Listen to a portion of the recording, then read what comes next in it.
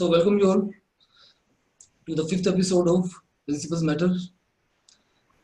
We began this show some 1.5 months back. The idea behind beginning this show was to actually bring in front the ideas, the hard work put in by the principals, because principal is A to Z officer of the school. Nothing can be imagined, no progress can be imagined without a principal, a perfect principal. So today we are going to have fifth episode, and the topic that we have taken is quite interesting. We are talking about COVID-19 and opportunity in disguise for educators and educators both. Well, some people say that when actually the lockdown began and the pandemic started to spread, it was not actually spreading in community in India. We went into lockdown and all. It was, looking like that how we would study, how we'd go ahead with the stakeholder satisfaction, how we'd go with, when will the school open?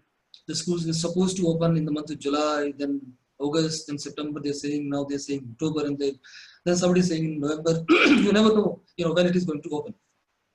Initially, it was looking like that some adversity has come to the whole world, to the whole globe, especially in education. We never know how to, make a teacher's text again. It is quite a difficult and a challenging job. But we have become pandemic warriors, adversity warriors, and we have learned how to really change an adversity into an opportunity. So here we have three ladies, three principals, three highly experienced, seasoned principals to share their experiences, that how they have done it in their own, on their own school, institution they're working in.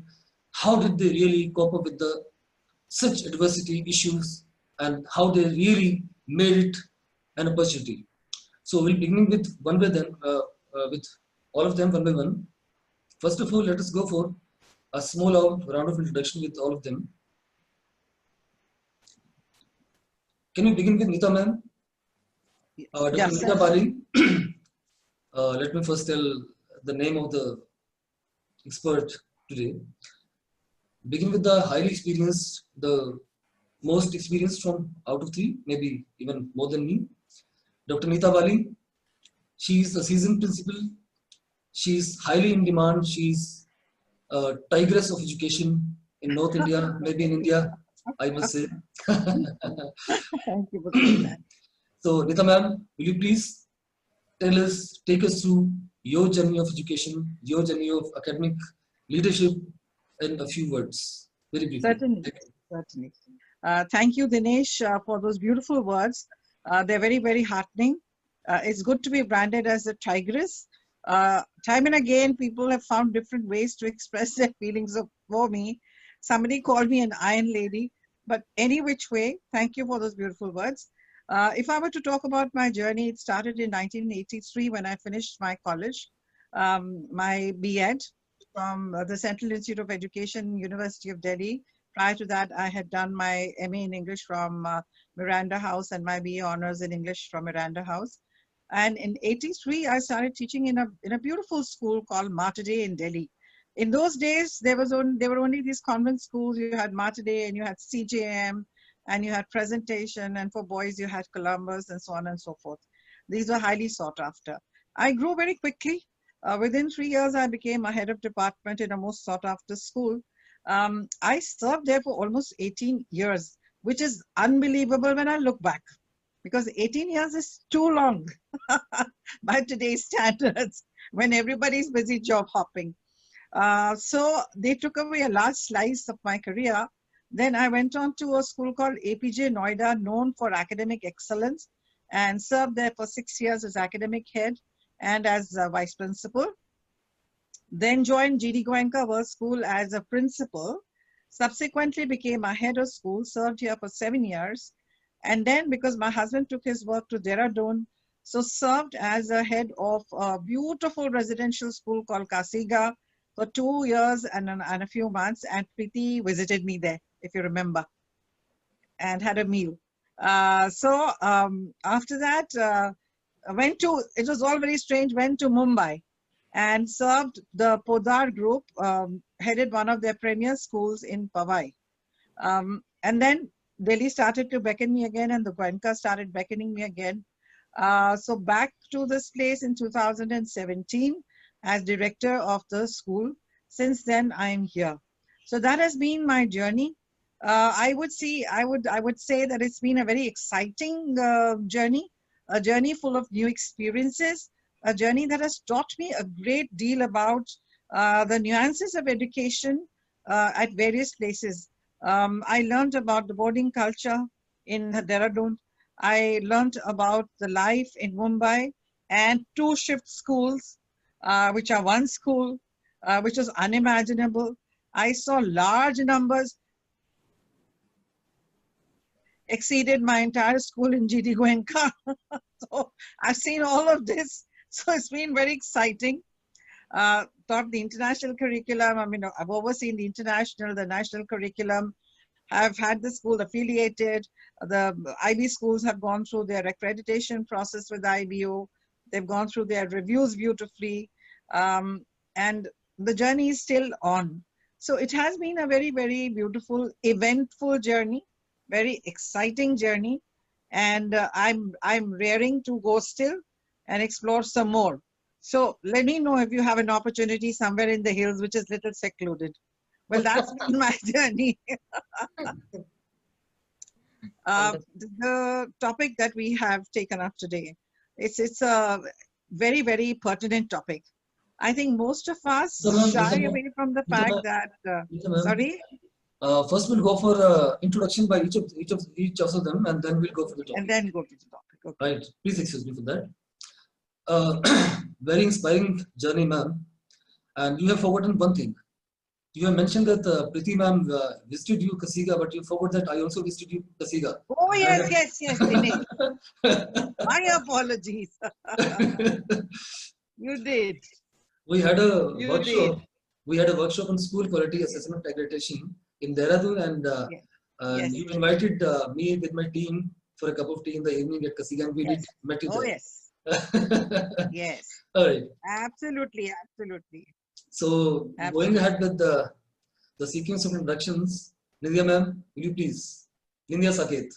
Yeah, thank you so much, Dr. Kamra, and good evening to all the educationists. And after hearing Neeta ma'am, I think my journey is not even half of what she is today. So but you're not half the age I am.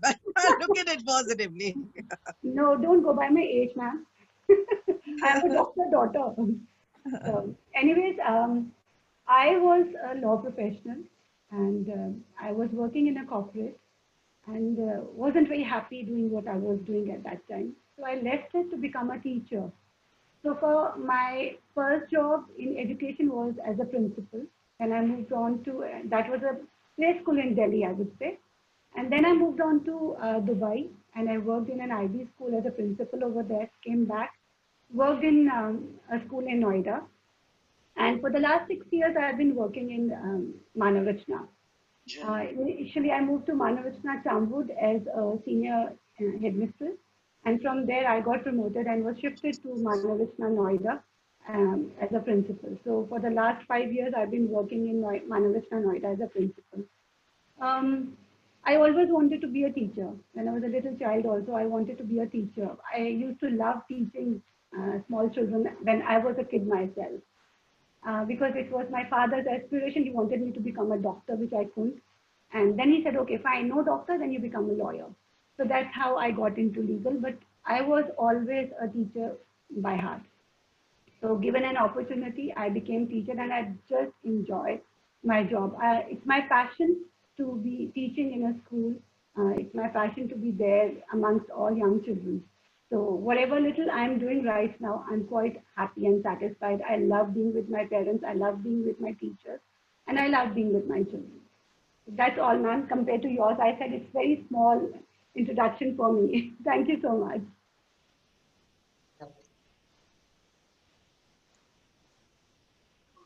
Thank you, Nidya ma'am. Can we go ahead with the third expert Yeah. today, Yeah. Mrs. Priti Ojha. Priti ma'am, please. Yeah. My childhood game was to be a teacher all the time.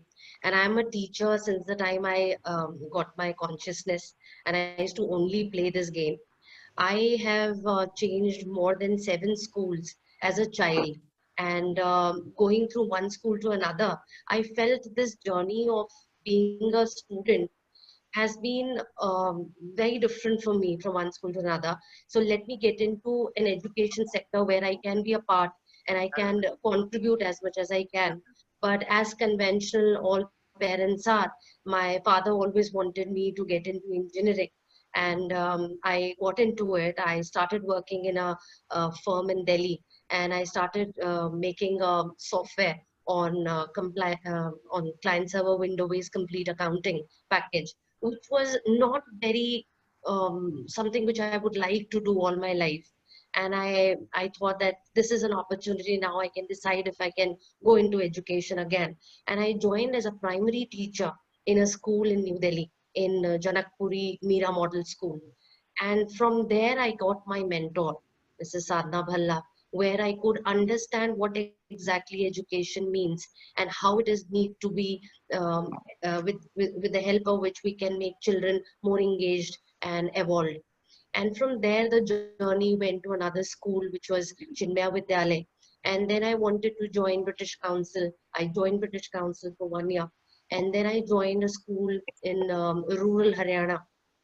And that was again a CBSE residential school for girls.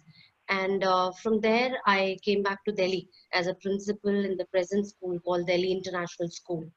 And my journey has been always to keep learning, to make sure not to forget where it pains a teacher, and to make sure that they are comfortable. Because of them, the leader can sustain, and because of them, the school can run the way it is visioned, and the mission is accomplished. This is my journey, and very small. But if I look at both of you, I'm not even born.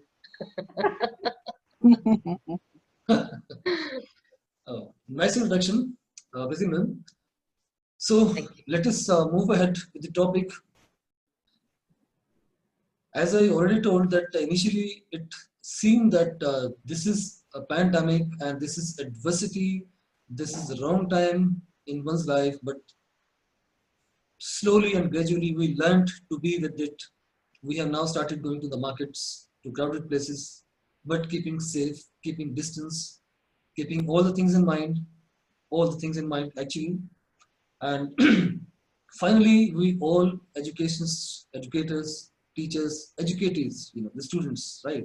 Everybody, all the stakeholders have learned to live with the pandemic, and we have really evolved as a tech guys nowadays.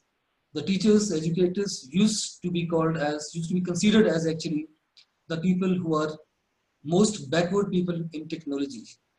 Now we have become the most forward people in technology. This is what I believe in. So let us learn from the experts today, beginning with Mrs. Neeta Bali. Will you please share your story of converting adversity into opportunity for all the stakeholders working with you? Right. Dinesh, I would say that this pandemic came very abruptly. And because it came very abruptly and caught everyone by surprise, there were moments of anxiety, there were moments of apprehension, and there were moments when we felt that we have been taken back by many years. But wonder of wonders, I mean, this is unbelievable that people who resisted technology, the moment we announced that we are going to have online classes, the moment we announced that, and I said that everyone, whatever age you are, if you are in your 20s or if you're close to 60 or even above 60, everyone has to go through a week's training to be able to manage their online classes. I did not see a single voice of dissent, which meant that people have the desire, but people also have inhibitions. People are scared to experiment. People are afraid of change. But when it comes to things, when your pushed against the wall, you always fight back.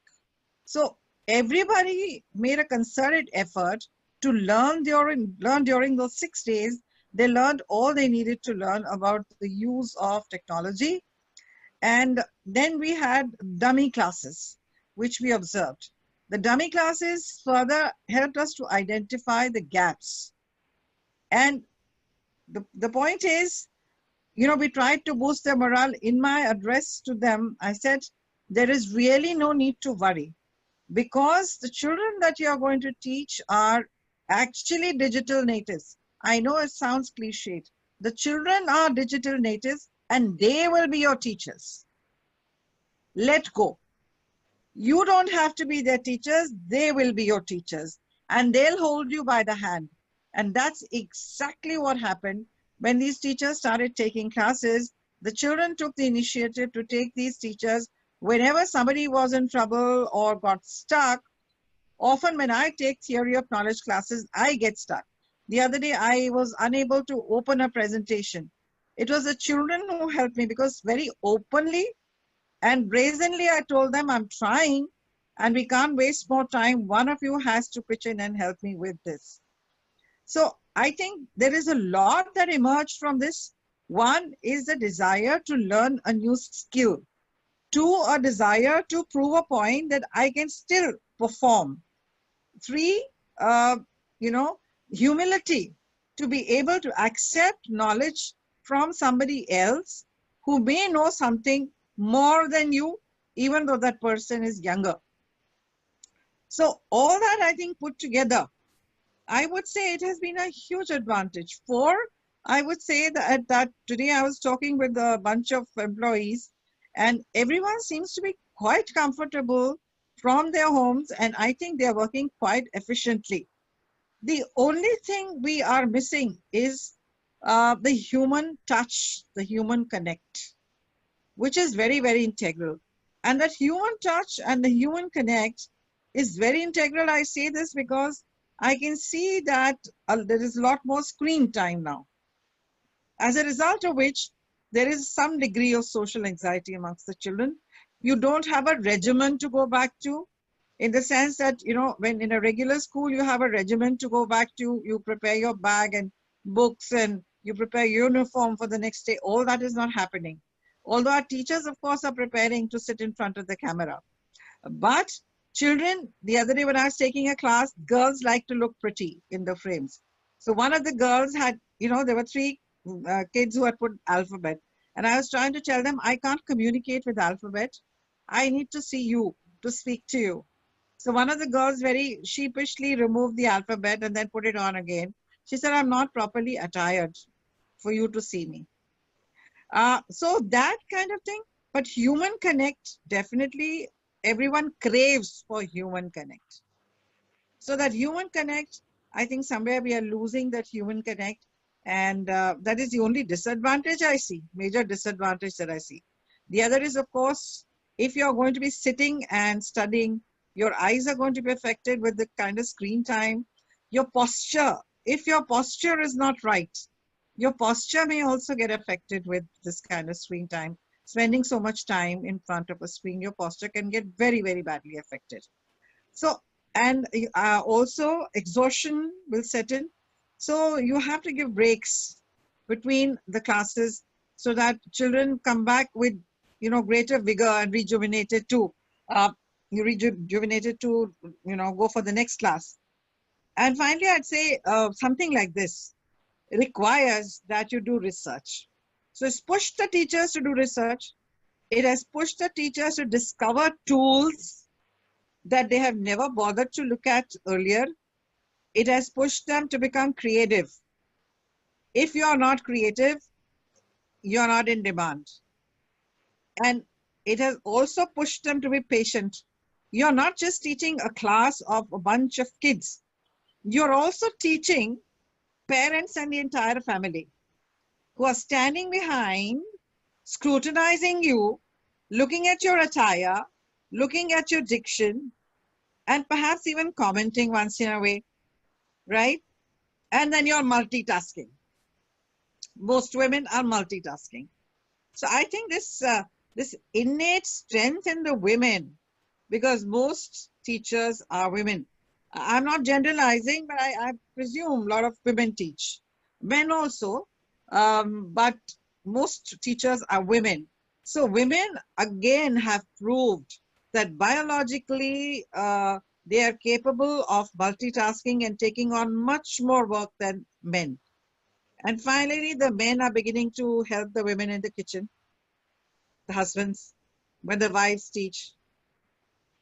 So I guess it has been a great blessing in disguise in many ways, isn't it? Over to you, Dinesh. Ji ma'am. One question which has come to my mind, how does this pandemic or online education, distance education that we're doing has affected action research in education? This question is directed at To you, ma'am, because you have delivered your speech. how is this? Could you just repeat your question? How is this distance learning affecting action research in education? How has it impacted action and research? Action research, ma'am, action research. Action research. Hmm. I would say, see, when we talk about action research, how I would interpret it as normally when a teacher goes to a classroom, you would have your lessons at the tip of your fingers, at the tip of your fingers. So there is a certain degree of complacence, all right? There's a certain degree of complacence because you know that this is a lesson I've taught 20 times over, so there isn't much that I need to do. I only need to go into class and regurgitate this lesson, and I know my class is going to be able to understand what I'm saying. But when we talk about action research, and I'm talking about research per se, more than action research. When I talk about research, now is the time the teacher will have to delve into sources of research. They will have to ferret out information from the content that is prescribed, do appropriate research on it, and then share that research with the students. On the other hand, I find that a lot of my kids, because as an international school, a lot of our kids, our school does a program which is completely research based. So a lot of our children are already doing a lot of research. So it becomes collaborative. Now, for example, if I am teaching something which is theory of knowledge, which is an interdisciplinary subject, I have done 2 sessions. Now, third is a collaboration between me and the student. Started with me and the topic of what is knowledge, knowledge of the self, and I did a presentation on why do people take selfies. What does it have to do with the knowledge of self? Now, the next, one of the students in the class said, I'd like to collaborate with you to delve into it further and like to speak about, is the self only confined to the self that you can see, or is there more behind self? Because I've heard that the real self is not the body, the real self is the energy inside you. So there is collaboration and research. So we trigger off research and bring it to the classroom, making the classroom far more interesting. So that is how I understand research. I'm not focusing so much on the term action research. I'm focusing more on research. So for research, you definitely need tech tools, and children are using them abundantly and intelligently to learn. So the learning is not just for the student, the learning is also for the teacher. The learning today has become a collaborative process where the children and the teachers learn together.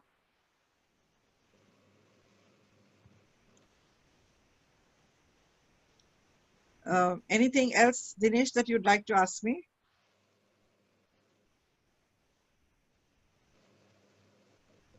You're muted, Dinesh, if you can unmute. May I request the viewers at different channels, different pages or groups at Facebook and YouTube, those who are watching us live at this time, they are requested to ask their questions in comment box, right, down the live. And we'll be taking all the questions at the end of the show, probably at 10 minutes before 6 that is 10 minutes to 6, we'll take the questions. Almost around 5:50, we'll take the questions. So moving ahead to the next panelist, Nindya ma'am, over to you. Thank I'll you, take a Dr. few more Kamra. questions, ma'am. Before India proceeds, Yeah. Dinesh, with your permission, may I now attend to something else, another webinar which is happening? I shall be back for the question and answer session while Bindya and our other colleague Preeti will be speaking. But I'll of course see snippets of what you're speaking I'll keep in the on noting recording. that. Yeah, In the yeah. recording, I'll join you towards the end when we have a Q&A session. So just bear with me, Dinesh, and thank you so So much for having me over. I'll join you back. I would like to have you back at around 5:45. Certainly. Thank All you. right, see you. Bye-bye. So Nindya ma'am, you please start. Thank you. Yeah. So thank you, Dr. Kamra. And as Neeta ma'am said, we all were not aware of the kind of challenges that were coming our way.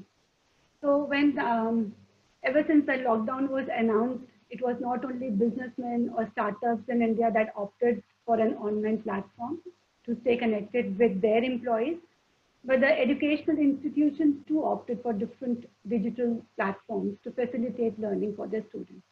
And so did we. We encouraged our teachers to revamp their conventional mode of education, although I would say that we, being an international school, our way of our pedagogies are very different. We prefer research-based learning happening. We prefer skill-based learning happening. It's like learning by doing. But now the challenge was that children were not coming to the school. So they were not attending school. So how do we go about it? So first thing that we, when I think the lockdown was announced on 24th of March, so immediately management took over and they started training teachers on for the Microsoft Teams. So we had never heard of the term. We are not corporates. We had never heard of any online platform. But this was the first. The teachers were all geared up. Teachers being teachers, they are the frontliners. So they were all geared up. They took up these regular trainings. The development was happening regularly. And on 6th of April, we started with our classes, online classes. And before that, they were trained to form their own individual class teams, how to take the classes, how to put on the camera, how to mute, how to become the presenter, how to make children attendees. So all of these challenges were there. But initially, first week was definitely a challenge. There was a lot of chaos because teachers were not used to. Children were, as ma'am said, as Neeta ma'am said, children are native to this technology and we are the migrants. So teacher, if she forgot to make the child an attendee, became the presenter. She made everybody a presenter. So there was a lot of chaos, but gradually, it was all sorted. Our teachers became the IT professionals, I would say. They have all become, all through the world, I would say, the teachers have become IT professionals now. They are not trained engineers, they are not software engineers, they are not hardware engineers, but they are IT professionals now. So they have become very digital now. So more importantly, it is, I would say that this digitalization has helped the entire country. For ages, we have been trying to make this digital education in India the center stage. But going forward, I would say digital education is likely to become integrated into mainstream education. So come for a few more years, I think it's going to enable inclusive education by facilitating learning across diverse geographies in India. Moreover, it will provide an opportunity for educators to come up with customized learning solutions for every student. When children were coming to the school, teacher used to prepare a lesson plan. There were a lot of challenges. The background, we did not know what children are going through, why the child is not able to study. But now the teachers have got a direct link into their houses. They can peep into their houses. They know what are the actual challenges that children are facing. So they are designing the lesson plans to meet individual needs, to real-time needs. They are trying to design the lesson plans. there has been a complete revolution the way we used to teach now. So the revolution has definitely been brought in because of the technology. Both educators and educatees, now they have just become acquired skills and IT skills, and they become IT warriors, I would say, IT heroes, I would say. So they have become masters of this technology. So now every student has an opportunity to experience the world-class education in the classrooms. The pedagogies have changed. It's no more classroom chalk and talk method. It's no more a conventional method. Teachers have revamped their way of teaching because they know that they are getting observed at home. They know at the back of, like Nita ma'am said, at the back of every child, there is a parent observing, sometimes even criticizing. So today, every educator knows that, because they are in front of the parent and they are getting observed knowingly, unknowingly, so they are spreading their wings, they're extending their wings, and they are ready to reach out to the latest pedagogies to ensure that they bring about the best for the students. Therefore, the new learning, I would say, has become more interesting and enjoyable for the students now, and because there's also a personalized approach. Dr. Kamra, I would like to let you know here that when you shared this topic with me, I shared the topic with my teachers. I thought, let me take a real point of view, because it's generally the principals who go for the webinars and they're the ones who give out their point of view. But I like to work holistically. So I threw this topic to my teachers, and trust me, from all the 4 sections, the pre-primary, the primary, middle, and the senior, there was an overwhelming response. I was flooded with the emails. And the best thing was that all of the teachers have taken this online teaching very positively. Very positively. They had created all the challenges into opportunities, which is great to see them. The kind of suggestions they had given, they were saying that, it's not just a methodology that has changed now. We are making the students independent now. I have observed myself in toddlers, when a teacher says, okay, unmute your mic. So the little one, 2.5-year-old, he unmutes the mic. And then she says, okay, now you mute and you speak. So he mutes his mic and he starts speaking. So these are small skills which are filtering down to the children now. They know that they are independent now. They can handle technology independently without the help of their parents. It's amazing to see how they take instructions online also. Initially we thought how to teach these little ones. How will they respond to online teaching? But trust me, amazingly, they are responding to the online teaching. And then the teachers, one of the teachers suggested that now we are more concrete on the feedback that we give to the parents, because we have got data now, and it is a solid data. We know when the child is logging in, we know when the child is logging out. If we know how to upload a question paper, an e-book, or say any material, so they can monitor when the child opened the material, how much time the child spent on the material. So we have concrete data to share with the parents now. So I would say that we have looked in for the opportunities. We created all the challenges into opportunities.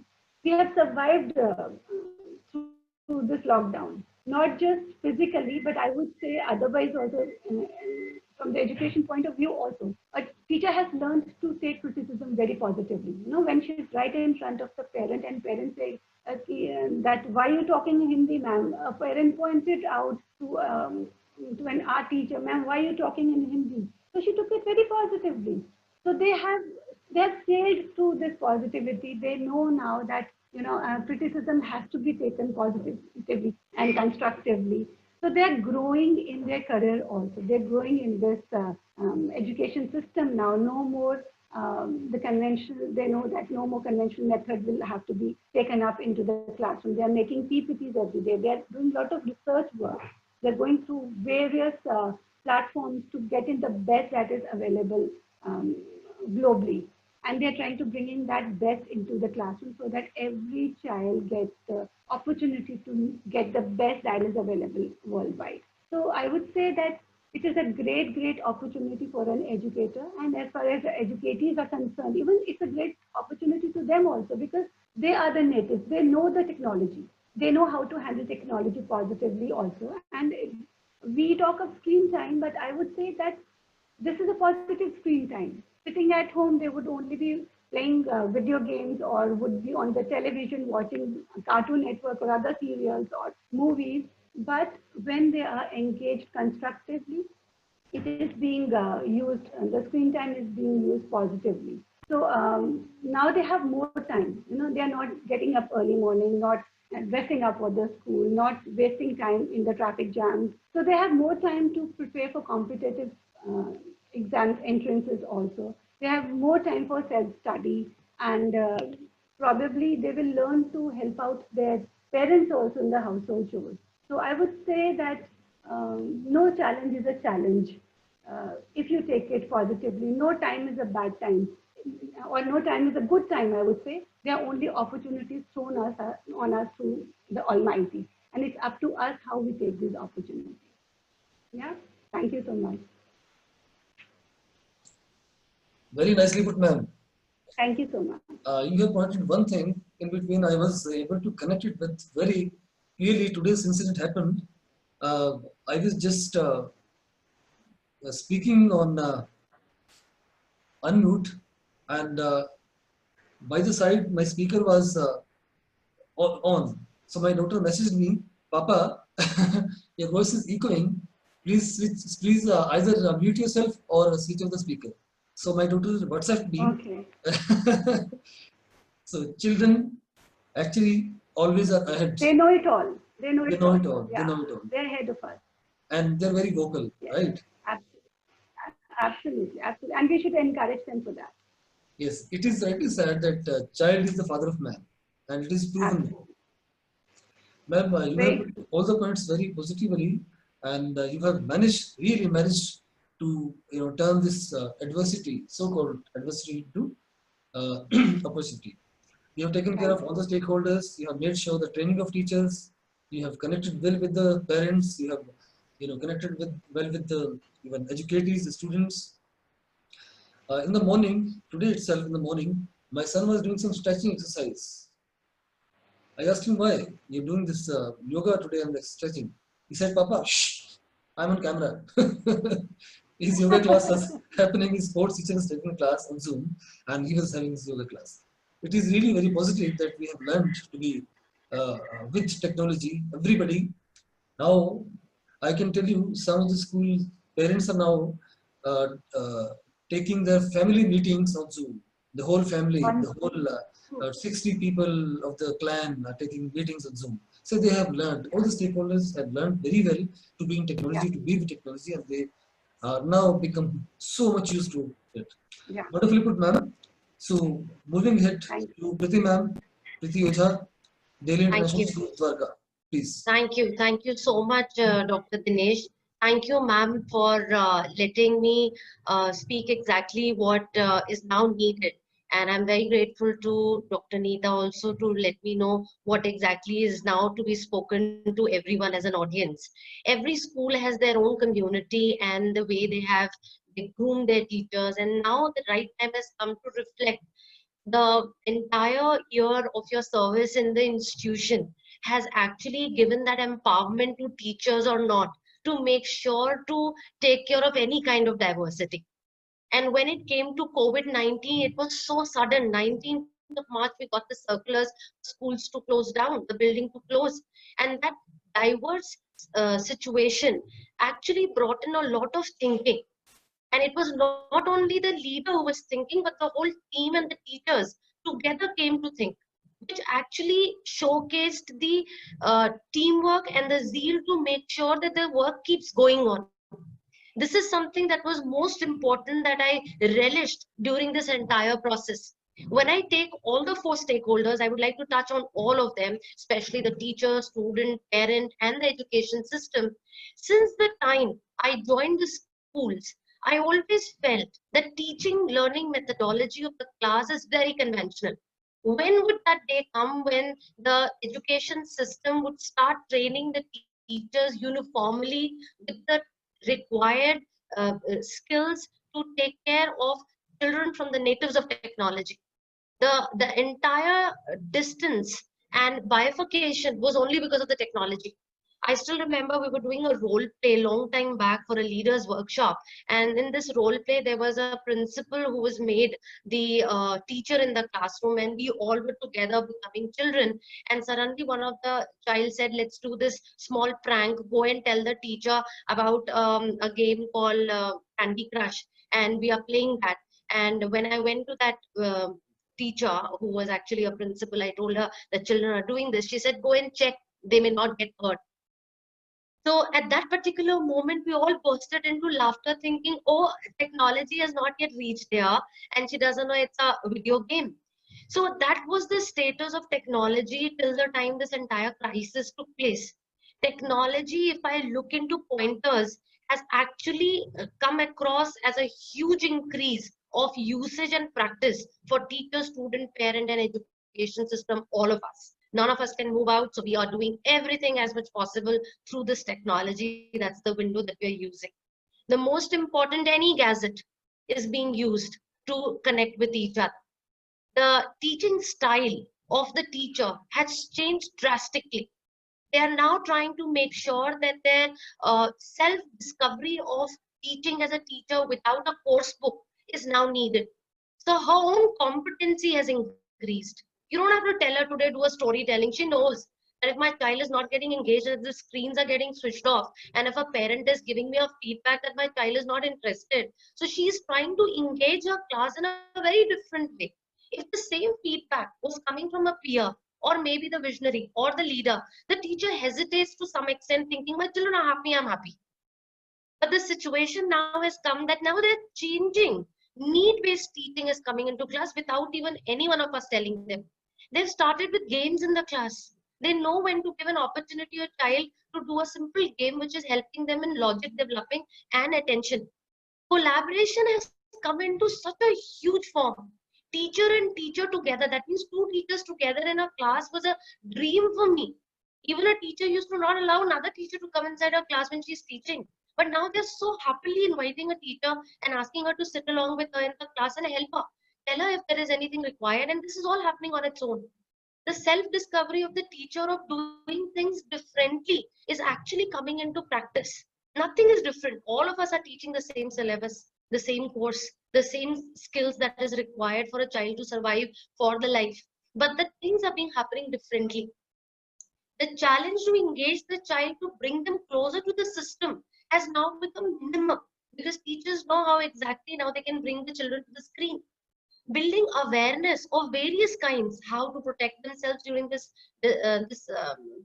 crisis, how to let them know exactly what they need to do in their after screen time, because now teacher is also worried what my child is doing after the screen time, which was not very easy to express all the time by the leader to tell the teacher. She had so many things to do in the school, and till date she is 24/7. All of them are documenting, keeping the data, making sure that each data is converted into information to see the progress, and so many other things. But the most important that I see, that the transparency of work has come between the leader, teacher, parent, and student. An ERP system is now actually coming into use to make sure how the data and information to be used to build further.